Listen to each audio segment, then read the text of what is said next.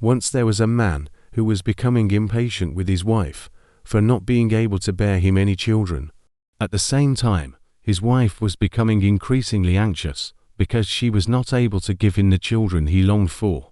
Fearing that her husband would one day abandon her, she coaxed him into taking another wife. But each time she learned that the new wife was pregnant, she caused her to miscarry by putting some drugs into her food. The second wife eventually figured out what was going on, but it was too late to do anything about it, for she was already near death's door from being poisoned so often. Before she finally died, however, she swore that she would pay the first wife back for all the suffering she was caused should their paths cross again in future lives. And indeed their paths did cross again. Once they were reborn as a cat and the hen, and another time as a leopardess and a doe. And each time they were after each other's offsprings, creating more and more hatred between themselves. Finally, they were reborn as the daughter of a nobleman and an ogress.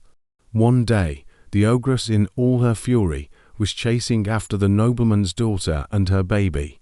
The mother, in desperation, fled to the monastery where the Buddha was staying and begged the Buddha to save her child from the hungry ogress. The Buddha, instead, admonished her, as well as the ogress, for the folly of their unabated vengeance. He then related to them how their mutual hatred began, and how, because of that hatred, they had been killing off each other's babies in their successive lifetimes. He made them realize that hatred only caused more hatred, and that hatred ceased only through goodwill and compassion. The lady and the ogress then felt great remorse for their past actions and asked each other for forgiveness. In that way, after many lifetimes of unbroken rivalry filled with hatred, they finally made peace with each other.